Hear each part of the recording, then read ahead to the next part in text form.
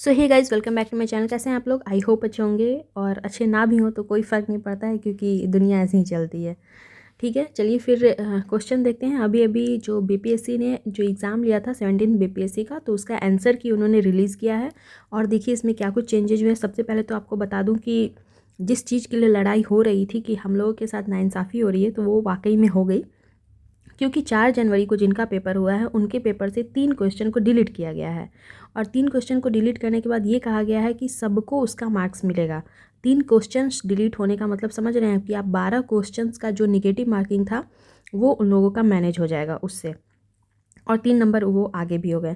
तो ये तो हुआ है, 12 क्वेश्चन का नेगेटिव मार्किंग मैनेज हुआ, प्लस आपका 4 क्वेश्चन आप आगे लीड ले लिए। उसके बाद 3 से 4 क्वेश्चन डिलीट हुआ। उसके बाद हमारे जो 13 तारीख वाला जो पेपर हुआ था उसमें एक भी क्वेश्चन को डिलीट नहीं किया गया है। तो ऑलरेडी वो लोग हम लोगों से 3 क्वेश्चन आगे निकल गए, मतलब 3 नंबर का लीड उन्होंने ले लिया है।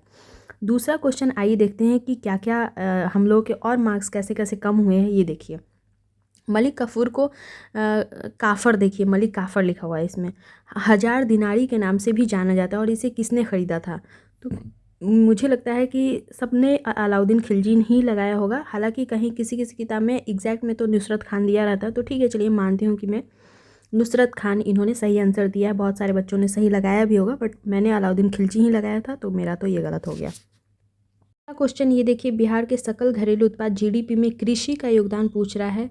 तो कृषि का योगदान इन्होंने 26% लिया है। पता नहीं 26% कैसे लिया है। हालांकि मैंने तो देखिए जो प्राइमरी सेक्टर था उसमें तो 19% दिखा रहा था, 19 पॉइंट समथिंग था, तो यहाँ पे वो नहीं था, तो हम लोगों ने 19% ही मारा था। तो इसका भी आंसर हम लोगों का गलत हो गया। जिसने भी बनाया होगा ये, उन सब का क्वेश्चन का ये आंसर गलत हो गया, क्योंकि यहाँ पे ये 26% ले रहे हैं। आप 26% ये कब का ले रहे हैं, कब का ऐड करके ले रहे हैं, पता नहीं। अगला क्वेश्चन है कि किन जीवों में बीजाणु निर्माण द्वारा प्रजनन होता है? तो इसका भी आंसर इन्होंने फर्न लिया है। हालांकि हम लोगों ने कवक लगाया था, अब पता नहीं इन्होंने फर्न कैसे लिया है, आई डोंट नो। और पता नहीं कि अब बीपीएससी सही है या हम लोग गलत है, पता नहीं। एक और क्वेश्चन, चचनामा का फारसी में अनुवाद किसके द्वारा किया गया था? तो इसका आंसर इन्होंने उपरोक्त में से एक से अधिक ले लिया है। अब एक से अधिक कौन कौन से है पता नहीं है। मोहम्मद अली बिन अबू बाकुर तो सबने लगाया ही होगा, लेकिन ये अब अलग से एक एक्स्ट्रा ले लिए हैं कि इनमें से एक से अधिक होगा। अब एक से अधिक कौन से हैं वो भी पता नहीं। अब ये बीपीएससी ही समझे क्या कर रहा है ये। और क्वेश्चन बहुत सारे लोगों के गलत हुए हैं। भारत, चीन और इंग्लैंड के बीच त्रिकोणीय व्यापार का मुख्य आर्थिक आधार क्या था? तो इसमें बहुत सारे लोग कुछ काली मिर्च लगाए थे, कुछ अफीम लगाए थे। मैंने इसके कुछ लोग रेशम भी लगाए थे चीन के कारण, लेकिन मैंने एक से अधिक ही लगाया था, तो ये मेरा तो सही है, बट बहुत सारे लोगों का ये क्वेश्चन गलत हो गया है। और क्वेश्चन ये देखिए, ब्रिटिश शासन के दौरान नया प्रांत बिहार कब अस्तित्व में आया? तो देखिए सब लोगों ने 22 मार्च को ध्यान में रख के, चूँकि हम लोग मार्च में बनाते हैं बिहार दिवस, तो 22 मार्च 1912 ही लगाए थे। मैंने भी वही लगाया था, लेकिन अब यहाँ पे बीपीएससी ने अप्रैल 1912 लिया है। तो अब ये क्या है पता नहीं। अब इतना डिटेल में या तो आप पूछिए ही मत, मतलब कुछ क्वेश्चन एकदम बिना सर पैर का पूछ रहे हैं, और कुछ क्वेश्चन में आप इतना ज़्यादा डिटेल में चले जा रहे हैं जिसका कोई मतलब ही नहीं होता है। अब बात करते हैं जो 4 जनवरी का पेपर हुआ था, उसमें से इन्होंने 3 क्वेश्चन को डिलीट किया है। तो ये सबको पता था कि क्वेश्चन गलत है, तो ये डिलीट होना ही था। जैसे कि सबसे पहला था कि ट्रॉपिक ऑफ कैंसर वाला, कि ये कहाँ से होकर गुजरती है, कर्क रेखा इनमें से कहाँ से होकर गुजरती है, जिसमें 4 ऑप्शन दिए गए थे, और चारों में से एक भी ऑप्शन ऐसा था ही नहीं जिससे होकर कि कर्क रेखा गुजरती है। उसमें ऑप्शन में बिहार था।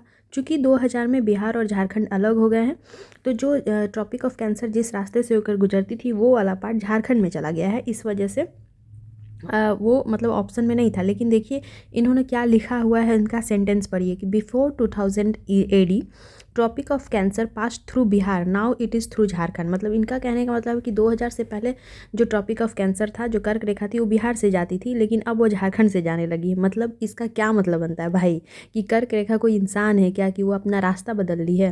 पहले इधर से जाती थी, अब अभी उधर से जाने लगी है।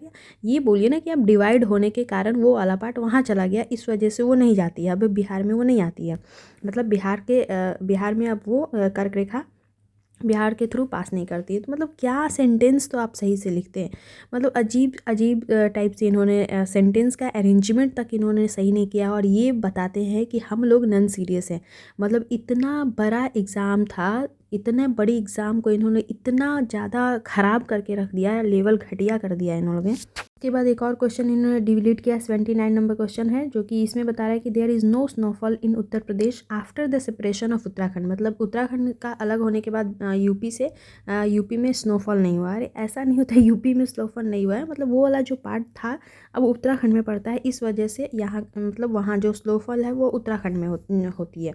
तो ऐसे ऐसा ये लोग सेंटेंस का अरेंजमेंट करते हैं ना कि समझ में नहीं आता है कि ये लोग किस क्लास में पढ़े हो। और ये सारे आप क्वेश्चन किससे सेट करवाए हैं भाई, कौन से आईएएस ऑफिसर थे, कौन से पीएचडी होल्डर थे, समझ में नहीं आ रहा है कि ऐसे कैसे लोगों ने क्वेश्चन सेट किया जो क्वेश्चन को पढ़ते भी नहीं है। एक और क्वेश्चन है नीचे वाला, देखिए कि 2023 में जो जनगणना है वो हुआ ही नहीं था, सेंसस तो जो होने वाला था 21 में, लेकिन ड्यू टू कोविड, इन्होंने ऐसा लिखा है इसमें कि ड्यू टू कोविड ये नहीं हो पाया। तो आप अपने मन से कैसे लिख दिए कि 2023 में जनगणना में कौन से राज्य में लिटरेसी रेट सबसे अधिक है। मतलब कुछ भी लिख दे रहे हैं। आपके जो भी क्वेश्चन सेट करने वाले हैं उन्होंने पढ़ा ही नहीं है। वो ऐसे लग रहा है जो किसी भी इंसान को उठा के लाया है और क्वेश्चन बोल दिया है कि लो अपने मन से जो आ रहा है सेट कर दो, क्योंकि सीट तो हम लोग बेच ही चुके हैं, हम लोग को तो मतलब है नहीं यहाँ पे कितने बच्चे पास करेंगे फेल करेंगे, मुझसे क्या लेना देना है। और ये जो आंसर की जारी हुआ है, इससे जो 13 जनवरी वाले बच्चे थे उनका तो लॉस ही लॉस है। 4-5 नंबर सारे बच्चों का कम हो गया है सीधे सीधे, और वो 4-5 नंबर कम ही नहीं है, उनका निगेटिव भी चला गया। उसके बाद जो 4 जनवरी वाला बच्चा था वो हर चीज़ में हम लोगों से लीड ले लिया। एक तो उनका 3-4 क्वेश्चन गलत हुआ, डिलीट हुआ, उसका उनको मार्क्स मिल जाएगा। उसके अलावा क्या है कि उनको समय हम लोगों से 20-22 दिन ज़्यादा मिला है कि क्वेश्चन का पैटर्न उन लोगों को पता चल चुका था कि यह क्वेश्चन का लेवल यही रहेगा, उसके हिसाब से उन्होंने अपनी तैयारी की। मेंटली वो लोग अच्छे से एग्ज़ाम दे पाए, क्योंकि पता था कि एक होता ना कि हम लोग टेंशन में आके फ्रस्ट्रेशन में एग्ज़ाम दे रहे थे कि पता नहीं क्या पूछेगा नहीं पूछेगा, कैसा होगा एग्ज़ाम, और उन लोगों का एकदम रिलैक्स चिल हो गया कि अरे एग्ज़ाम तो इतना ईजी है कि आराम से हो जाएगा। तो उसका भी असर पड़ता है क्वेश्चन पेपर पे कि इजी क्वेश्चन उनको पता है कि अब हमको कितना अटैम्प्ट लेना है कितना अटैम्प्ट नहीं लेना है। और हम लोगों के टाइम पे ये चीज़ नहीं था।